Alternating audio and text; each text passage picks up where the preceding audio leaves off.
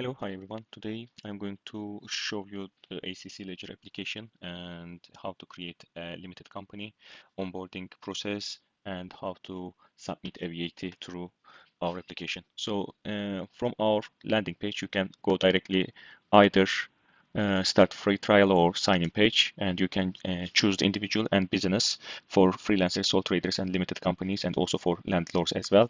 There are different options here, but today I'm going to show you as a business owner how to create a limited company on our application. So I'm just entering some test email address here.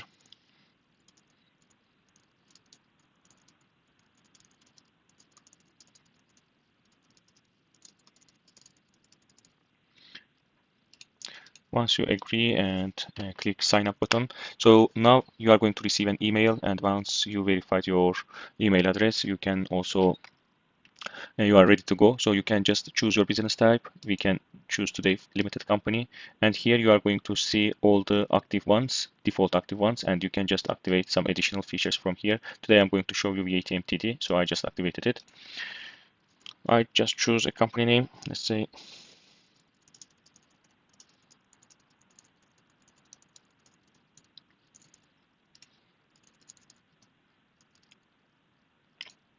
let's choose a fiscal year start, so you can choose any period here as a fiscal year start.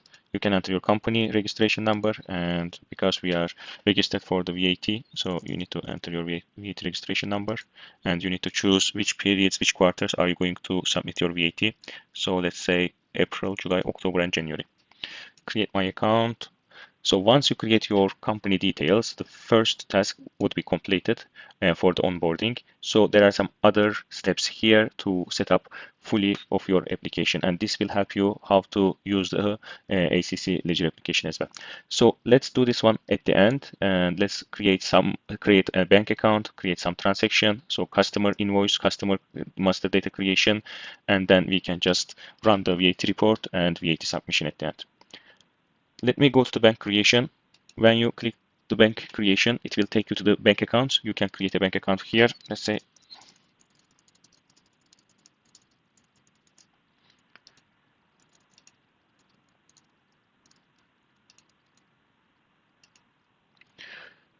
you can create multiple bank accounts, and you can set default bank account for the bank transactions.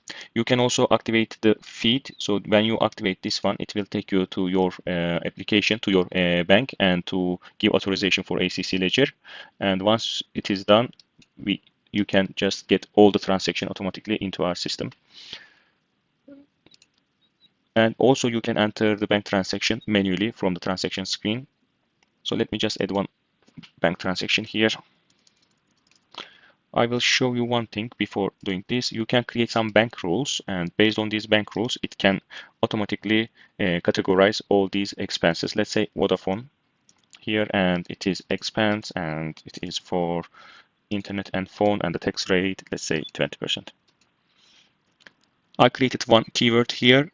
Whenever I enter a bank transaction, either manually or upload a file, or with the bank feed, automatic bank feed, it will assign directly to expense and internet and phone. Here, let's say Vodafone, so you can enter some details, Vodafone phone bill. So this can come also come with a bank file, and probably it is going to have a text, something like that. When you do this, as you can see, it automatically picks the values from the rule. And let me enter the amount here. Let's enter 80 pound. You can see these are all automatically selected, and you can add the transaction. So this is done. You can do also similarly, you can download the template, and you can fill the template, and you can just choose the file you would like to upload. So the file will look like this: date, description, and amount. So when you choose this one and upload, it will automatically upload the expenses from your Excel. This one is, for example, at description as travel, so we can automatically assign, or what you can do, there is an AI selection here. We can just choose suggest with AI, Based on the description, it will automatically pick the correct expense, travel, and also VAT. So you can choose if this was, for example, a flight like British Airways kind of thing, then it would assign automatically 0. So you can choose anyway the VAT rate in here. So let me just save it this way. Now we have 3 expenses in the bank transaction. Let's go to the dashboard. Now you can see all the reports are coming up now. And let's go to the setup for our account. We have done the bank account creation and we create some bank transaction. Let's create our first customer and create one invoice. So I just come to here and creating my customer.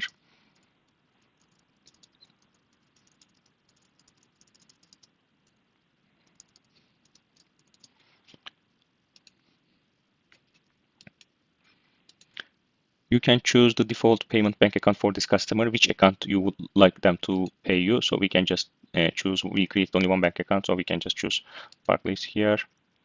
And we can go to invoicing and we can create our first invoice. Let's create IMV01. Here we have document date, due date, and posting date. So if you have some old date invoice, or it can come a bit later.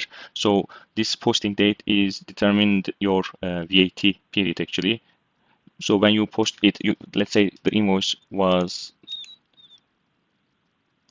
in March, let's say, or in, this is more used in the expenses. If the expense comes later, you can just post this one to current date. The document date would be in the past, but the posting date because the period is closed, you can post it to the current date, so it will pick in the current VAT period. Let's choose the customer. You can choose other new and you can enter the details and you can save this as a customer, but let's choose the customer here automatically.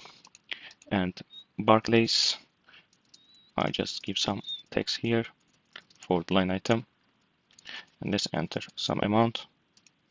You can add more line items here and we can save it. So the invoice is saved. Now you can send this invoice to customer.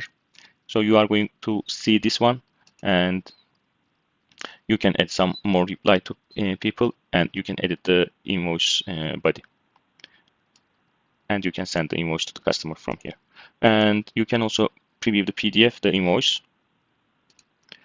Also, you can download it or you can raise a credit memo for this invoice, or you can void or reverse the document.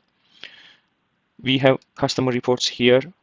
For each customer, you can see all the invoices. You can switch between the customers, or you can see all the customers, total invoice, total paid and outstandings amounts. And also you can see your aging report from here per customer. Similarly, we have the vendors and expenses. Let me just create one expense here as well. Let's choose, for example, bank charges. Actually, this bank charges comes from the bank transaction. Let's choose something else here.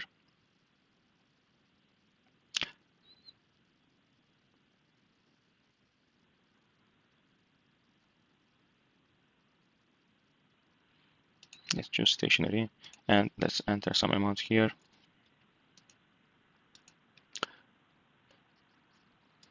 You can choose the VAT amount. You can enter the invoice number if you want. And you can save this one. Also, you can, if you have the invoice, you can just add the attachment here. And similarly, you can see your vendor report, which category your expenses are related to, which vendor, how many invoices, and the details for the vendor invoices. You can see all these details. Similarly, you have an account payable aging report by the vendor. You can see how many invoices are waiting to be paid. Okay, so we have created some expenses. We created bank transactions. Also, we created some invoices. Let's go back to the onboarding screen. As you can see, invoice is done, bank is done, business profile is done. Now, let me show you how to submit a VAT. What I am going to do, I will use the testing system for this. And let me just get one VAT number, test VAT number here.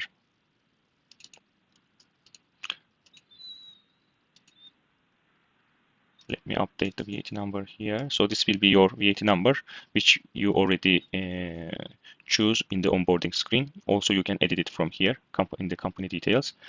Now, what you need to do, once you enter all your purchases bank assignments and also sales invoices.